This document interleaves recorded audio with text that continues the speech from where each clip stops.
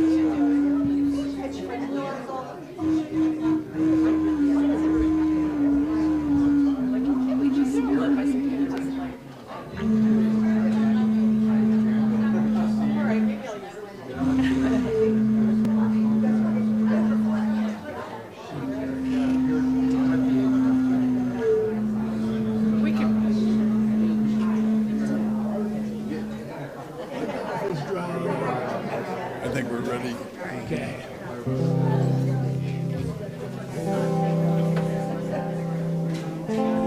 Hi, Gary.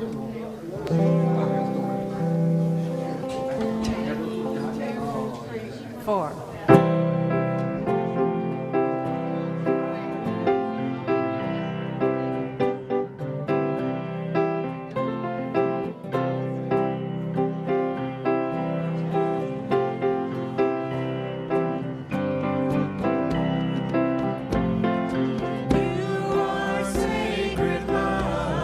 Sacred love is all that you are.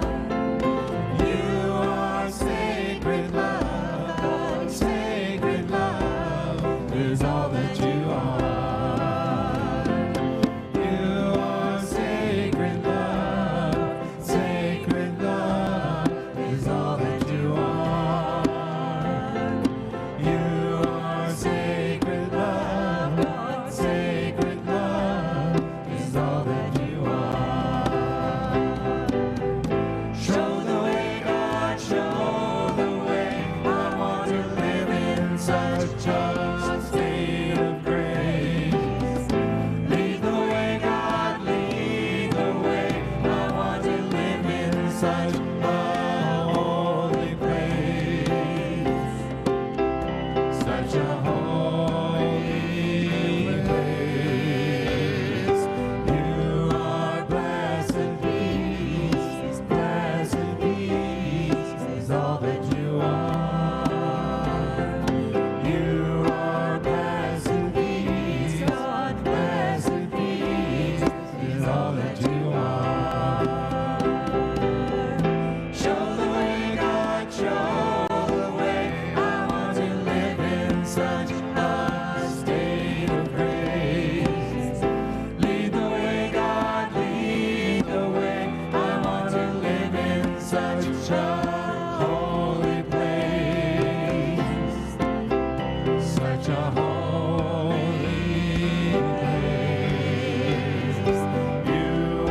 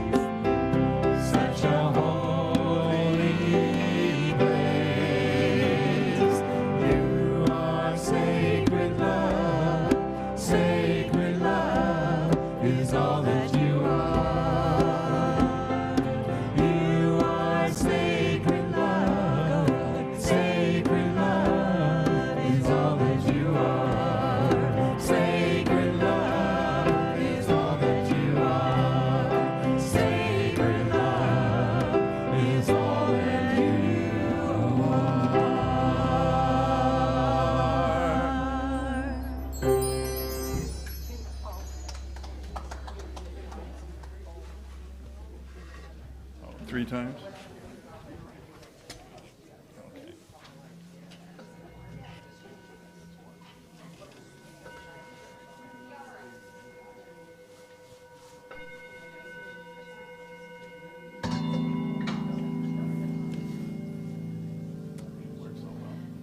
Okay.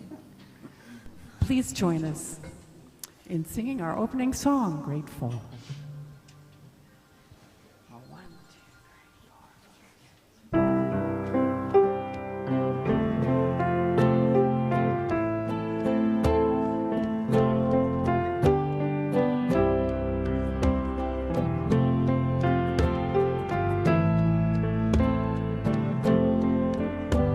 Today I start with gratitude.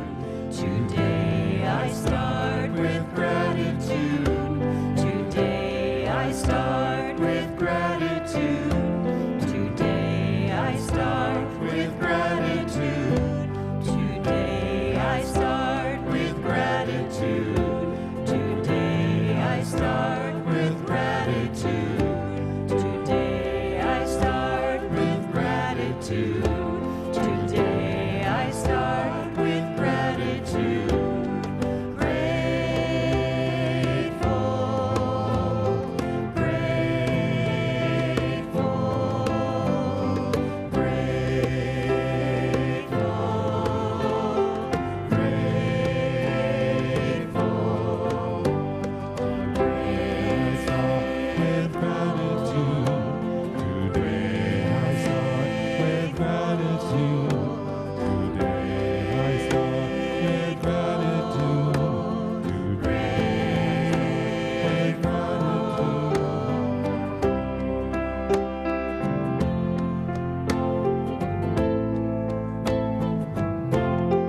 Joy fills my heart.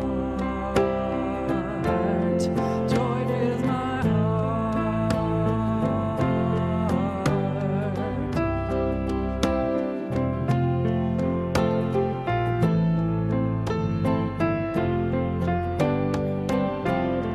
If my only prayer were thank you,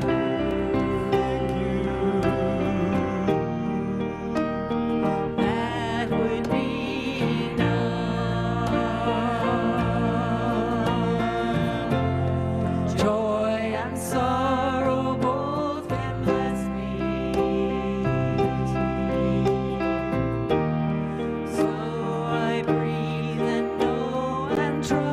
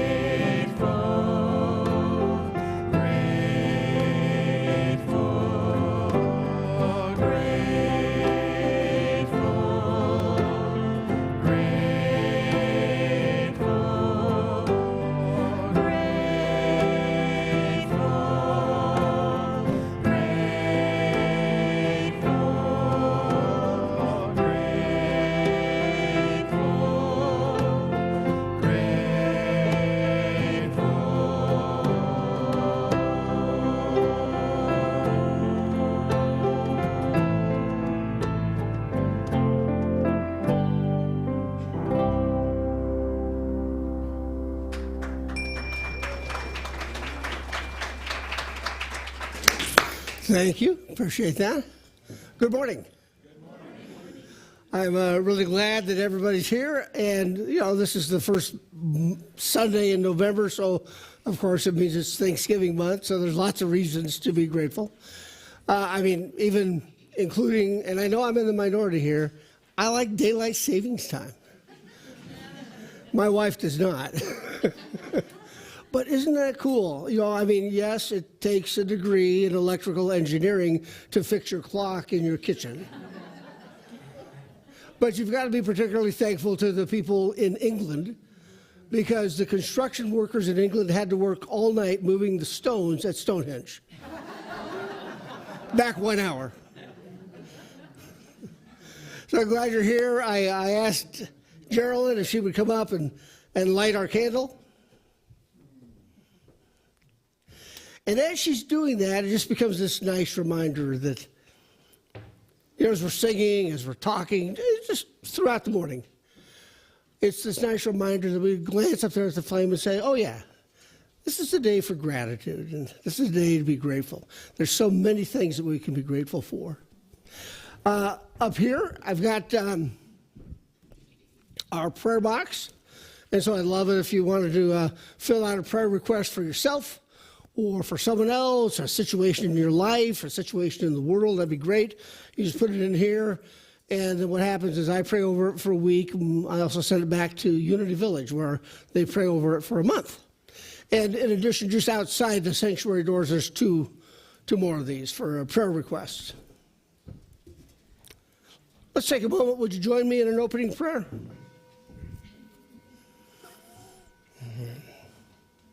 So let's just take a moment to center ourselves. And with all the things we've got going on in the world, all the issues, all the concerns, everything in our lives, let's just set it all aside. And let's just be here for the next hour. So, Spirit of God, we say thank you. We want to learn to fill our lives with gratitude. We want to understand that if we look behind the scenes, then what we get to see is this wonderful life filled with so many things to be grateful for. As a Spirit of God deep within us, we just ask you to remind us constantly of all those things that we have to be grateful for. And so it is, God. So it is. Amen.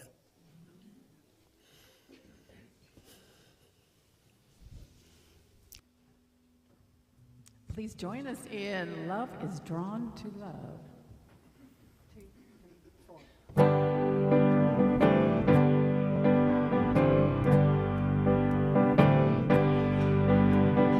Make me some room close by your side. Oh, love is drawn to love. Here in this place, hearts open wide. Love is drawn to love. We'll find our song, sing it together. Love is drawn to love. With harmony, everything's better. Love is drawn to love. Love is drawn to love. Love is drawn to love. Love, love, oh, love is drawn to love.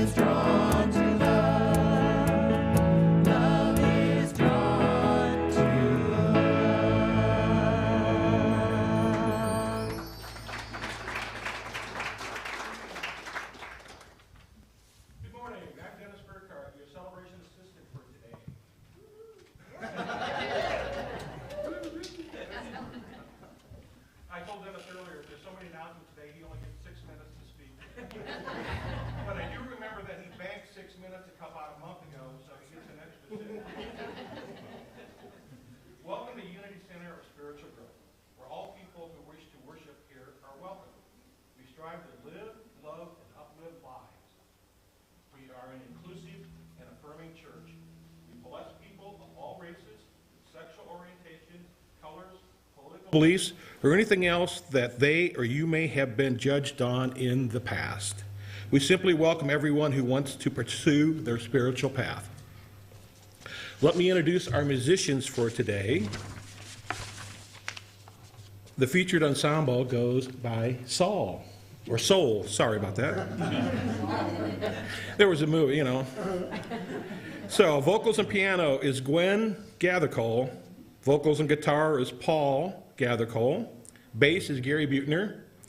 Todd Neal is on percussion.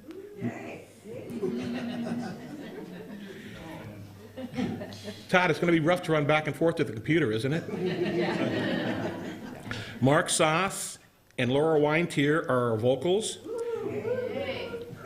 Jim Sullenberger on sound, Brian Wright on PowerPoint, and video streaming is Joe Ornelius.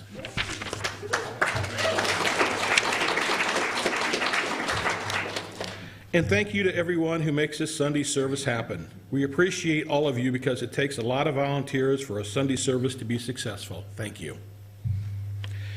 If we have anybody here for the first time today, we want to thank you for being here. We are glad to have you join us, and we hope you have a great time. We have a welcome packet for you.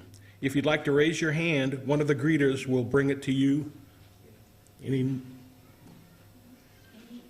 first-time people?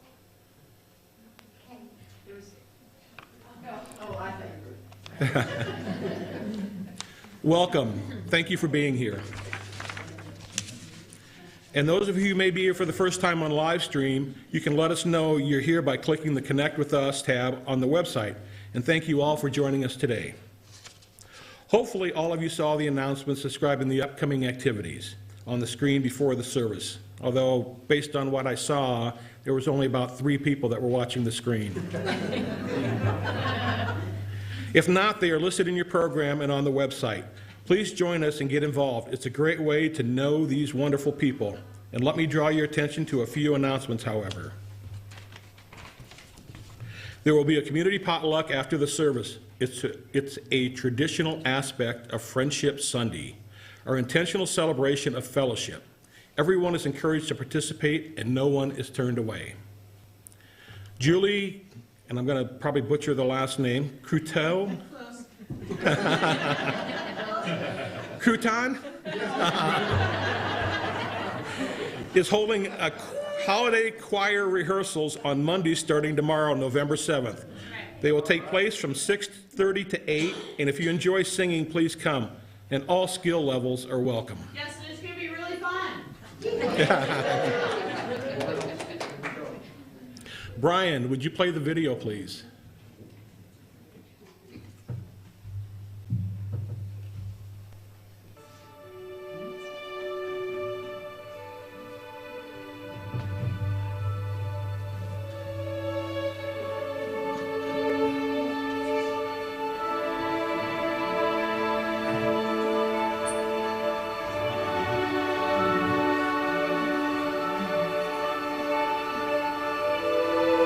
Thank you for your support of Family Promise. We continue to strive to transform the lives of homeless children and their family. Here are their stories. I was a homeless single dad. I was a 9th grade dropout. My son was 2, and we had nothing. I had what was in my car. I tried everything up to that point, trying to raise a son by myself, 2-year-old. It was impossible. I had no idea what I was doing. Couldn't even raise myself. I was in a situation where I was a couple months behind, and being a single mom of 3 kids, I needed the help. It's amazing how little it takes to get to that point. You think you're fine one day and you're making it, and then you're not. It felt very not like I could pay my own bills. I don't like asking for help, so very emotional because I'm a pretty hard, strong person. So I figure out, hey, I'm a single mom. I could do it myself, but I needed the help. I think the biggest feeling that I felt was disconnected. I felt like I was floating out alone. It was really hard because I felt like nobody cared, and I was kind of just there struggling in the ocean by myself with my babies kind of drowning. It's so overwhelming to go back and remember that feeling of despair and hopelessness, that on my knees in front of my son in a hotel room thinking, man, this is the last night I can afford this place. They're kids, so I don't expect them to know what I'm going through. So I keep them out of the loop. They got depressed and insecure. It was hard to, as an adult, to keep it inside and not, like lose it to try to keep them calm and I don't know, not add to the emotions that they were feeling. And your life just stops because you're just trying to figure out where you are going to sleep at night and what you're going to feed your kids. I didn't realize that this was going to be a journey, and all I saw was failure. I looked for help everywhere, and I came across Family Promise. It was pretty nerve-wracking, but they were great. It made it really comfortable. The atmosphere is very comfortable. I was absolutely terrified when they accepted us. In fact, I was texting my friends asking if I could stay with them because I was scared. I had no idea what was going to happen, and it was just a lot of fear. And finally, I just gave it to God. I'm like, okay, whatever's going to happen is going to happen at this point. Everybody else, because I was a man, which makes sense, would not accept my son and I into homeless programs where there were women. But Family Promise said, hey, we can help. And what I like most about them is that they didn't just say, hey, this is a shelter. They said, hey, this is a hand up. Let us help you get to where you'll never have to be in this position again. Finding Family Promise and finding some place where you can feel connected and you're not out there floating around by yourself, lost with your family, was pretty awesome. The program itself was not difficult. It was very easy to go by. For Family Promise to be there, they really walked through every step. I mean, it was absolutely incredible. And so my son got to grow up having things that he probably would not have had had it not been for Family Promise. And me trying to focus on working and going to school, it was tough. It was tough. So having that extra hand was really impactful on both me and my son. When you're kind of down on your luck, you do run into a lot of people that are kind of jaded or they have this idea of why you're there or whatever. I didn't get that with Family Promise. I really, I walked in and it felt warm, it felt loving, you really could tell that they cared, and they cared about your kids, and they cared about the situation you were in.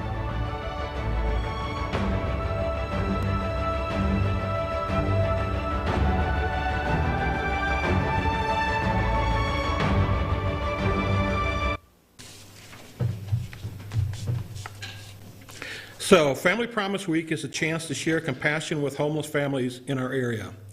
As a support congregation, we will serve as overnight hosts at the Community Presbyterian Church in Post Falls. So partner with a spouse or a friend and sign up. This is a very simple yet rewarding way to be of service to others. If you have questions, please see Tammy Savage. 2023 will be our first full fiscal year operating as a Unity Center of Spiritual Growth. To help us predict our likely income, we are asking everyone who attends here to please fill out an intentional giving form found inside your bulletin today. Intentional giving is not a pledge, but an estimate from you. With the information you give, we can make informed decisions about payroll, expenses, and investments for next year. The Board of Trustees has compiled the September 2022 congregational survey results. We thank those who responded to this inquiry. Copies are available in the hallway. Because we value your input, we encourage you to put any new ideas or input the suggestion box in the hallway. Include your name, contact information, and if you need a response, and we will contact you. And at this time, I'd like to call up Roy to talk about that. Thank you. I'm here as a member of the Governance Committee and as a member of the board to talk to you about the possibility of becoming a board member. The Governance Committee is accepting applications, and they will vet the people who apply, and then you will vote on them at the annual meeting in February. So you might ask why I'm talking about it so early, and the answer is we want you to think about it. Take it into meditation and prayer, talk to people, get all the information you need about what it means to be on the board, and then fill out that application. They are going to be in the office with Cheryl-Lynn in the very near future. But more importantly, you might ask, why would I want to serve on the board? And that's what I want to speak to. First of all, this ministry provides a wonderful source of inspiration, consolation, stimulating ideas, guidance, and counsel at our Sunday services, in our classes, and in our activities. Serving on the board lets you assure that this service is going to continue in the Coeur d'Alene area. You would be helping others, you would be helping us to preserve and guide an organization that feeds and nurtures you and others. Secondly, it gives you an integral day-to-day knowledge of how the church runs, what the challenges are, how the problems are solved, how successes are celebrated, and in doing so, I give you my solemn promise, it will make you become a part of this family. And how many people in here have served or are serving on the board, on a church board? So talk to them about what it means, how it makes you feel like this is your church family. And thirdly, serving on the board will help you get to know other dedicated, talented, committed people who are also involved in church management, and that will enrich your life as well. So I could go on, but I urge you to talk to people about what it's like to serve on the board, plus which next Sunday after the service, we're going to have the board will be up here and be available to answer your questions and any concerns you have about the idea of board service. So we urge you, if you're thinking about it, to stay after and ask us questions. Thank you all.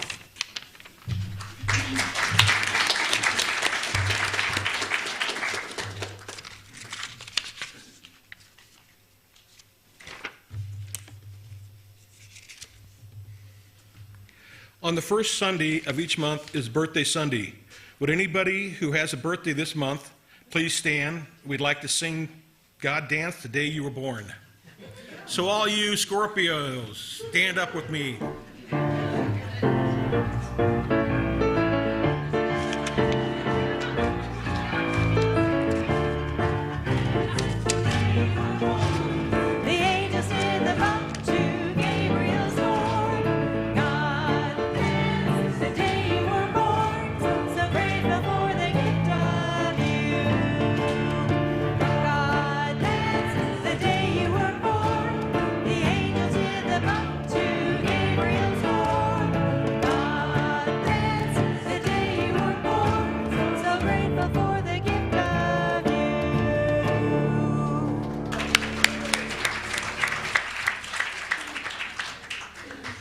Now it's that time. We're going to have a few minutes to meet and greet one another. We will ring the gong when we'd like you to return to your seats. Please say hi to your friends and meet somebody new today.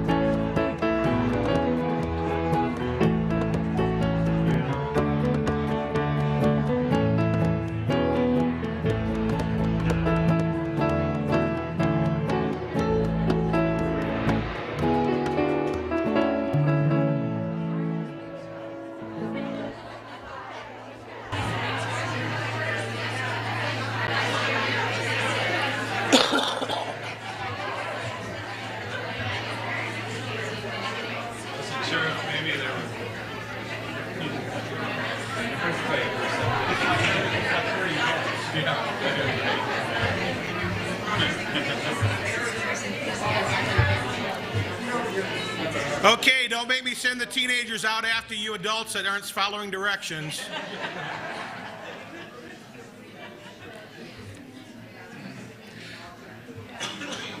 It's time for our inspirational reading. Every Sunday we have someone from the congregation read our blessings before the meditation. Today we have Scott Hickson.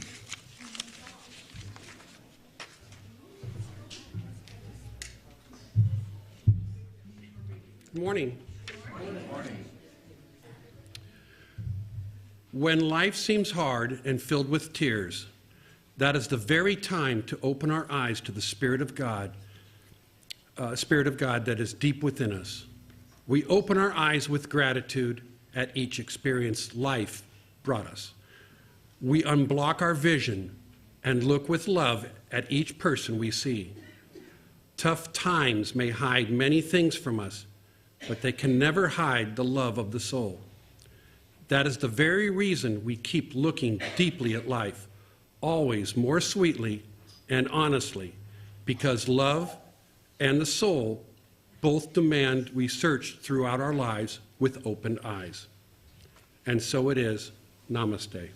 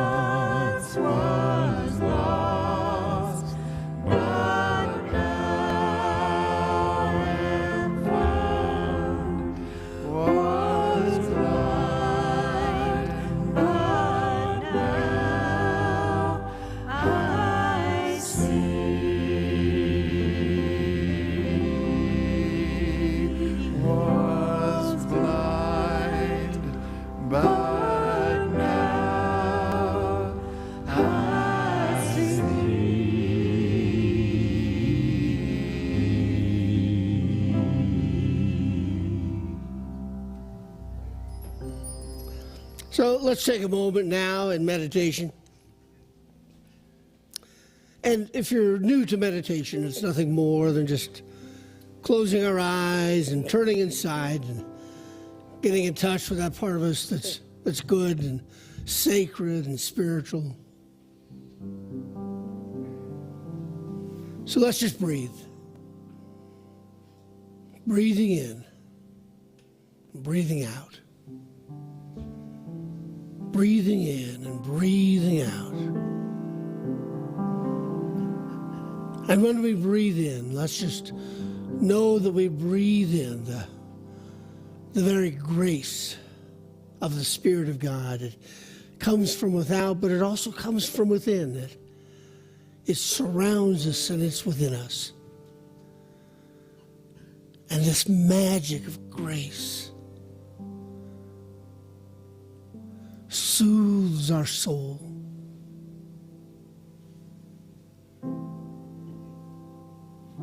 Just feel that deep within. This grace from the Spirit of God within us. It gives us such peace.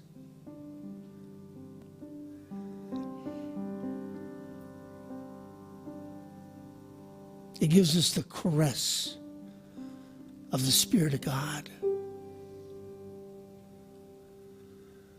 And it lets us go deeper and deeper into this holy instant.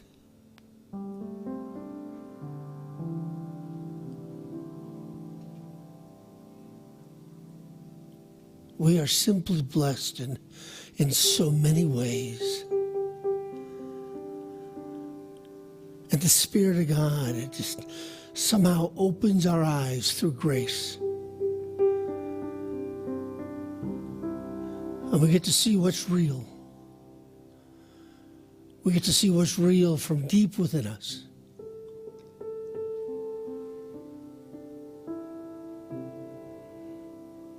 And what's real is this knowing Spirit of God that's a part of our heart and a part of our mind. And let's take that awareness into the silence and let's just be with it. Let's let that grace fill us up and open our mental eyes, our spiritual eyes in the silence.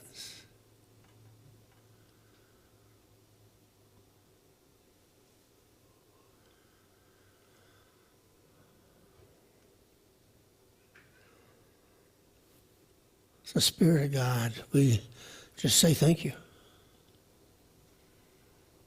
We say thank you for reminding us that it doesn't matter what we've done or what we've forgotten to do. We are touched by the grace of all that is.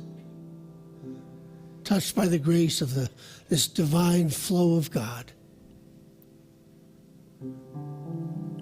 And so we say thank you, God. And so it is. Amen.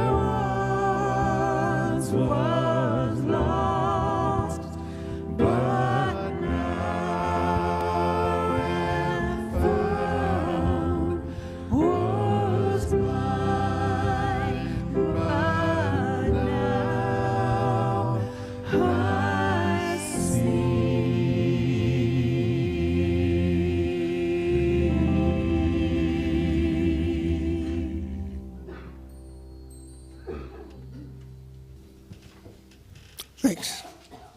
Thank you. I know that that song, I can't explain it exactly, but it really moves me deeply. Well, today, what I want to talk about is opening our eyes and what that really means. And so what we've got, first things first, is a test, okay? It's going to be up here on the video. And what it's going to do, I think it's a 40-second video. And so here's what you have to do for your test. You have to look at the people in the white shirts only and count the number of times they pass the basketball. Okay? Simple stuff, right? Okay, here we go. Count how many times the players wearing white pass the ball.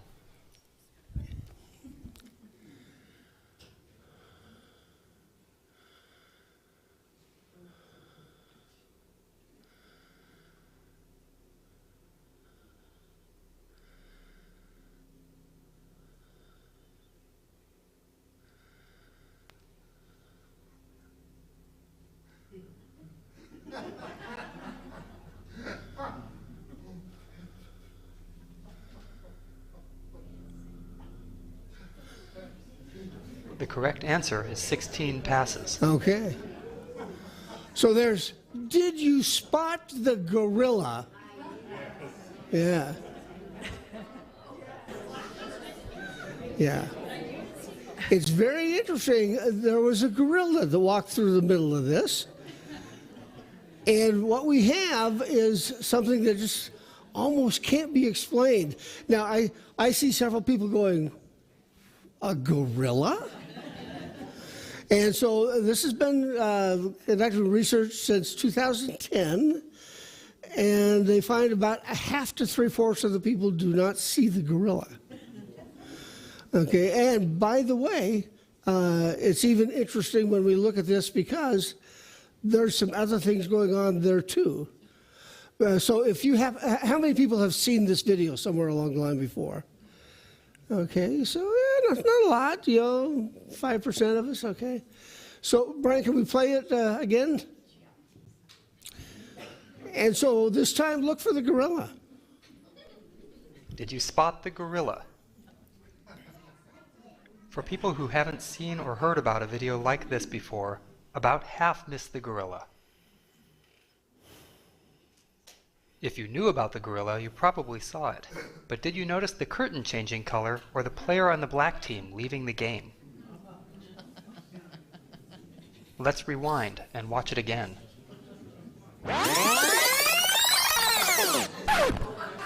Here comes the gorilla, and there goes a player, and the curtain is changing from red to gold.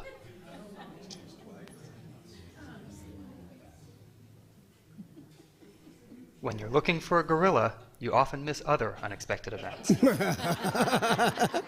And that's the monkey business illusion. Learn more about this illusion and the original gorilla experiment at theinvisiblegorilla.com.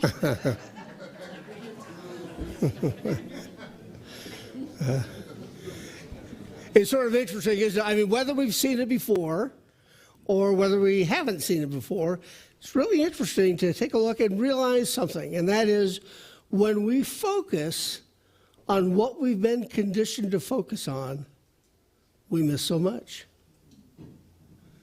When we take a look and say, this is what I'm supposed to be looking for in this particular situation, when we take a look and say, I know what happens with this particular group, I know what happens with this particular individual, I know what happens in this particular setting, we get focused on things. And sometimes it doesn't matter how open-minded we think we might be. Well, we are trained to look for certain kinds of things. And so I guess the point of my talk today is just to say how useful, how wonderful to learn to open up our spiritual eyes even more than we ever have before, because there's so many things that we can miss, whether it's the gorilla or whether it's the curtain changing colors or whether it's one player dropping out of the game. So that's what we're going to look at this morning. And what I'd like to say is, when we open our eyes, our mental eyes, our spiritual eyes, the eyes of our heart, when we do that, then what happens is we just can see in an unlimited way. We get to discover how much the Spirit of God really touches our soul and enriches our lives, in spite of outside appearances, in spite of external circumstances. And so what happens, I think, is how do we make the move towards that more unlimited vision? And so that's what we'll explore today. So the first thing is, why is it hard to open the eyes of our mind or our heart or our soul or our spirit, or just our physical eyes? And what I'd say is, on the physical side of things, it's very difficult because of something called a scotoma. Have you heard that word before? Scotoma. Most of us know it better as a blind spot. So here's the way the eye is set up physically. The back of the eye is the retina. And so it's a neural tissue, very thin. It's actually made up of photoreceptors. And what happens is, as light touches the photoreceptors, this neural tissue, what it does then is, through the optic nerve, it sends electrical light impulses to the brain, where the brain constructs an image of what we see. So why would we have a blind spot? Well, the reason physically that we have a blind spot is because at that point, where the optic nerve touches the photoreceptors, then what happens is there's no photoreceptors around the optic nerve. And so we all have just a little bit of a blind spot there. Now, why do we not notice it? Well, because if there's anything missing, we just fill it in. I mean, and haven't you been that way throughout your life? I certainly know I have. If there's somebody I don't care for, or somebody who thinks, well, I think they've got something up their sleeve, and I'm not sure I can really trust them. And what happens is, it doesn't matter what they do. I've got this wonderful capability of saying, yeah, but they didn't mean it. And here's what they were really after.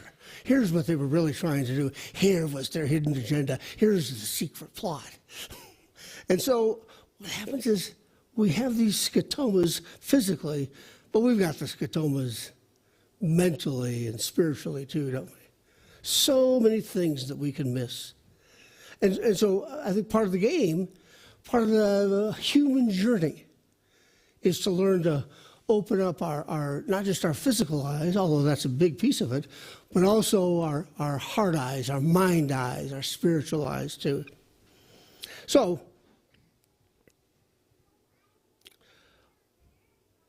when it comes to the spiritual side of it, I think there's some reasons for these sort of spiritual scotomas, spiritual blind spots. And first of all, I think the first thing is that I think we have a great resistance to seeing fully. I mean, we're on this journey, and I really choose to believe that most people are here today because they want to see their lives differently, they want to see other people differently, they want to see the world differently. And at the same time, we bring our stuff with us, don't we? I mean, we all do.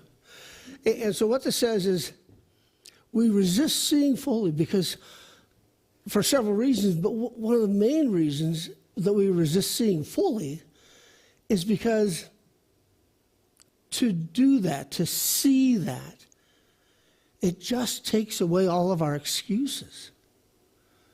And man, that's tough. That's not something we care very much for. I mean, I could have this nice life and it's just running just fine, and there's some things that didn't work out, but that's okay because I know there's a plot. And so what happens is, if I see more fully, all my excuses are gone. I suddenly start seeing things like, oh, I'm really capable of doing a lot. I mean, the spiritual world, the world of God, the world of the Spirit of God deep within me, the world of the Spirit of God deep outside of me. You know, what happens is all of those things, it opens up the world to us. And we start saying, oh, there's a lot more that I can do. All these same mistakes that I keep making again and again and again and again. I can't, at some point, I can't keep saying it's just rotten luck. At some point, I have to say, oh, if I open up my eyes to the Spirit of God, then what happens is I can see differently. I can see the possibilities. I can see all the potentialities. Now, just so I'm clear, just because we open our eyes doesn't mean that we're not going to have problems in our lives. There's a quote coming up from Niran Daishonin that says, opening our eyes means we'll have an undefeatable life no matter the problems. He was a Zen Buddhist, and so what he was saying was, problems still pop up because we are spiritual beings taking a human journey. On that human journey, illness happens, things happen. Sometimes jobs don't work out. Sometimes relationships don't work out. So it's not that things don't happen. They do. Challenging things, tough things. But what this says is, what Daishonin was saying is when they happen, it doesn't mean that our life is miserable. Instead, it says, in spite of challenges that are popping up, I can still see the grace of God. I can still see the Spirit of God shining through. I can still see so many good, wonderful, nice things happening. And why? Because I keep opening up our spiritual eyes. A phrase that probably everybody in here has heard before is the self-fulfilling prophecy. Well, which means that something that might not objectively be true, through our actions, our thoughts, our words, we can sort of kind of make it come true. We sort of make the prophecy come through by ourselves. It's a self-fulfilling prophecy. The way that came into the jargon is there was a guy named Robert Merton working in the 1920s, but probably the most famous study was in the mid-1960s by a guy named Robert Rosenthal. And he was interested in this concept of the self-fulfilling prophecy. Here's what he did. In the Chicago area, he went around to fifth grade classrooms at different schools. And he did something we couldn't do today. But what he did was he went to teachers in September and said, there's 5 of your students that have been tested, and they're going to be really brilliant, really bright. You might not see it in September, but by May, they're going to be so far ahead of everybody else. And in other studies, he added something else to that. In other studies, he also said, and there's 5 students that you're not going to see it right now, but they're going to be really slow.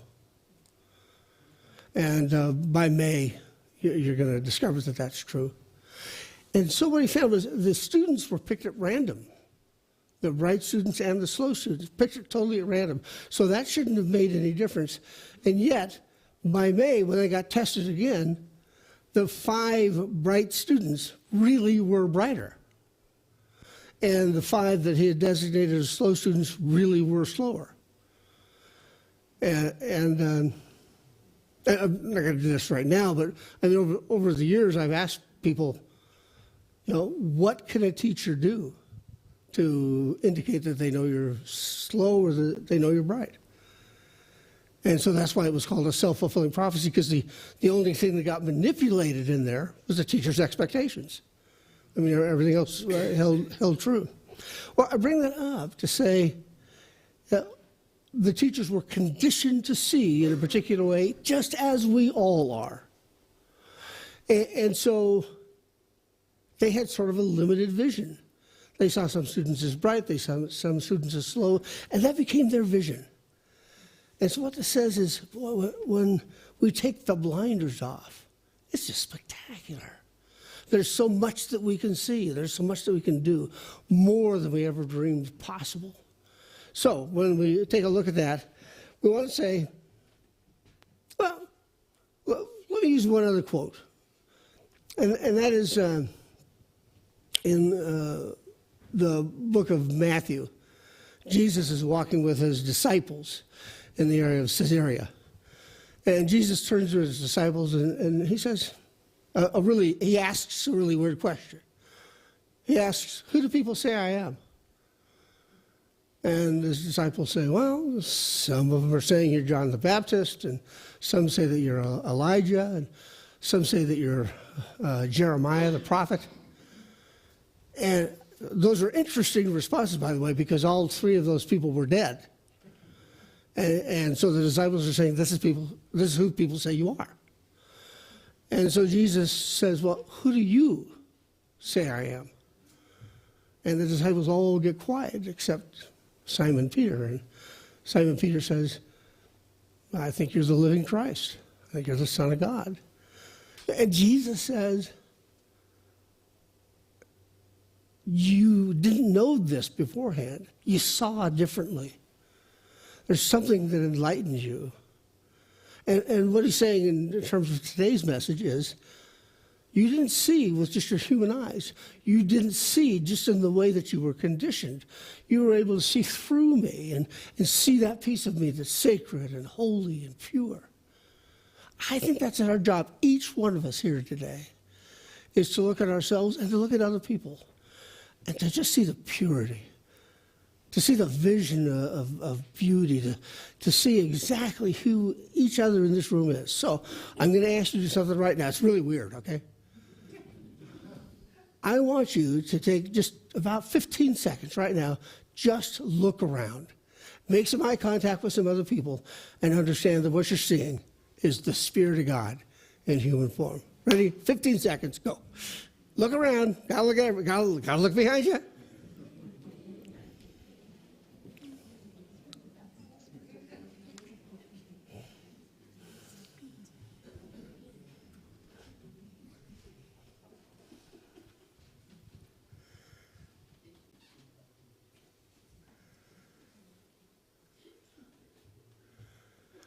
When our eyes are open spiritually, when our eyes are open to see all that we can possibly see from other people, when we look with the eyes of our sacred self from deep within, then what we see are so many possibilities. And we see the beauty and the love and the integrity and the adventure of each person's soul. And so it is. Namaste.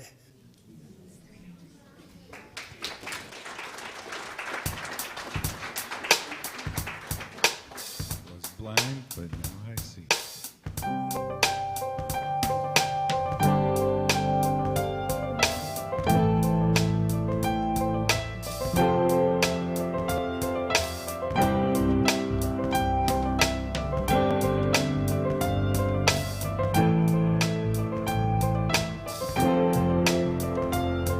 You're my life, you're my breath, you're my smile, you're my guest, you're the earth, you're the sun, you're the grass, you are love, you're my hands, you're a bug, you're my eyes, you're a hug, you're the light in the dark, you're the spark, you are fun, you're my mom, you are water, you're the stars, you're my dog, you're my friend, you're helping hand, you're my dreams, you're my father, you're the ants on the ground, the miracles all around, I'm feeling it all around, the hemisphere and the clouds, my pain, you're my sorrow, you're my hope for tomorrow, you're the strength when I'm hollow, you're the path that I fall, you're the blessings that exist, the small things that exist.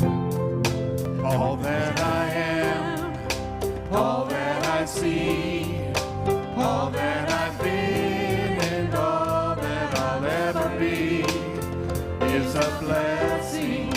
It's so amazing, and I'm grateful for it all, for it all. Na na na na na na na na na na na na na na na. You're the lessons that I learn every time I turn around. You're the water when I'm burned every time I think I found. And everything I'm looking for, you're the sign saying stop to think about. And keep moving forward and start looking towards your heart. It'll open all the doors, only then you'll start to hear the world sing a chorus with your mind and heart. It all purpose. All that I am, all that I see, all that I've been and all that I'll ever be is a blessing. It's so amazing,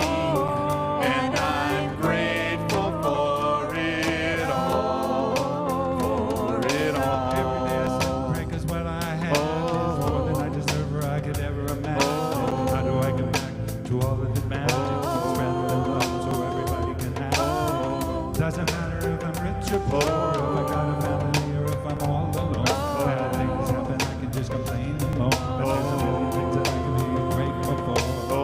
So I lift up my hands now, and I open my heart, and my gratitude goes out. Everything near and far. All that I am, all that I see, all that I've been, and all that I'll ever be is a blessing. It's so amazing, and I'm grateful for it all. All that I am, all that I see, all that I've been, and all that I'll ever be is a blessing. It's so amazing, and I'm grateful for it all. For it all. Na na na na na na na na na na na na na na na na na. Grateful for it all. Na na na na na na na na na na na. The blessings that exist, the small things that are bliss, the gift to realize that everything is a gift.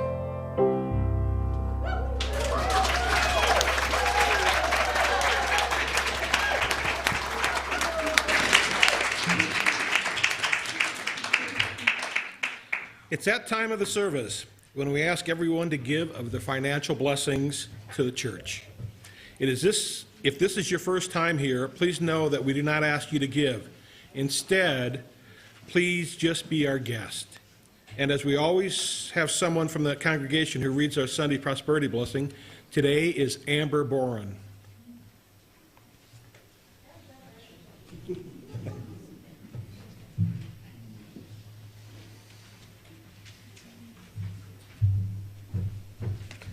I loved the rap. That was amazing, you guys.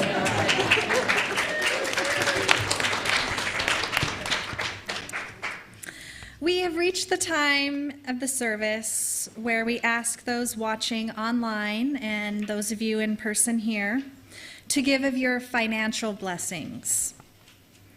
They help support our center, of course, and that's important. But what's even more essential is that when you give financially, the act of giving encourages you to have a grateful heart and a generous spirit. Giving to support our church and to help others simply opens your eyes wider and wider. It removes those blinders. And that when we do that, we can discover how much we really all have been blessed and how blessed we are to have a place to gather every Sunday, every week, to be here in communion with one another and to enrich our spirits. And so when you give financially, you help support this place here that means so much to all of us. And so it is. Namaste.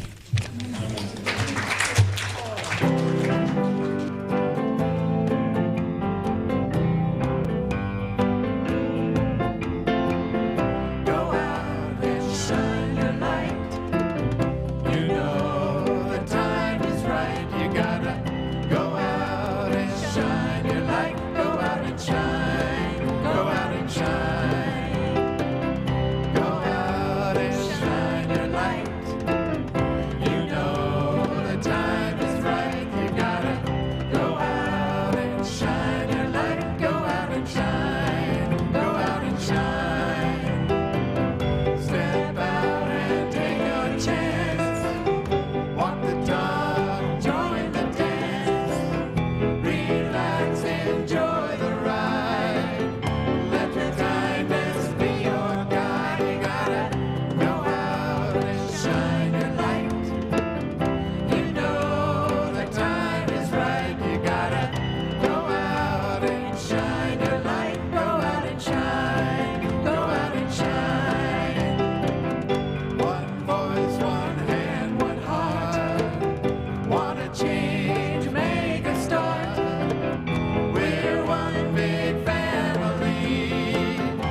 good for you is good for me. Come on and go out and shine your light.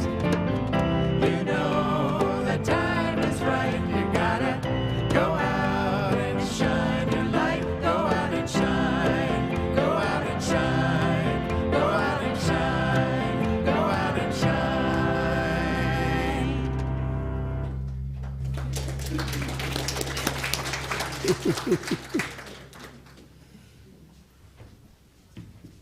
Hey. Thank you for gathering all this. There you go, Kay.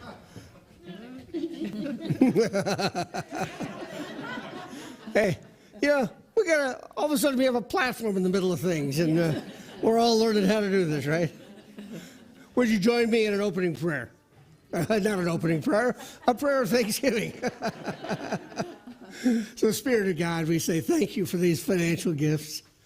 They're important to us, of course. They help for the church. But what's even more important is that we learn that as we open our eyes, we start understanding the light of God, the Spirit of God, and just how sacred this whole world is, every person, every situation. And so we say, thank you, God. And so it is. Amen. Thanks. And now we have our kids coming up front.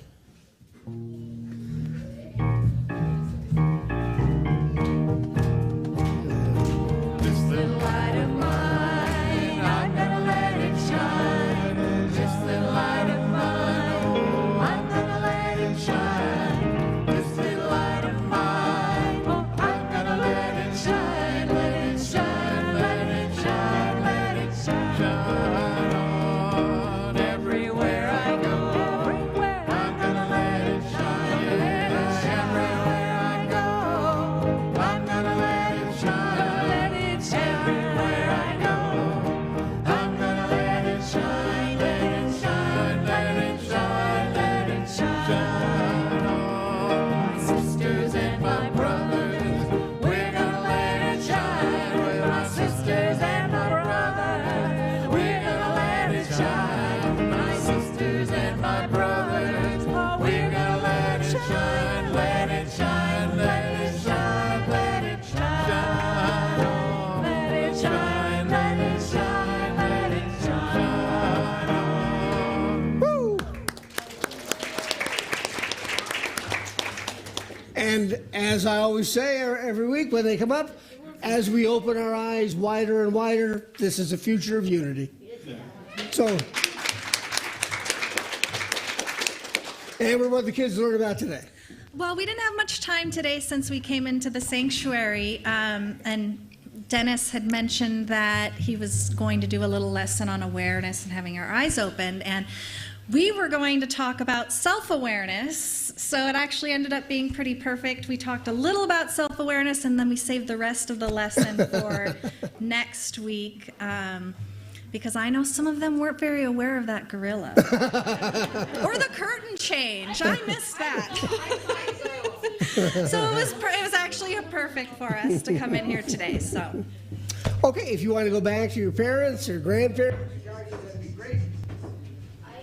And parents, guardians, grandparents, as well, we say, even though they're coming back to you now, we would appreciate it if you would still sign them out. Let me invite you to stand now and join hands.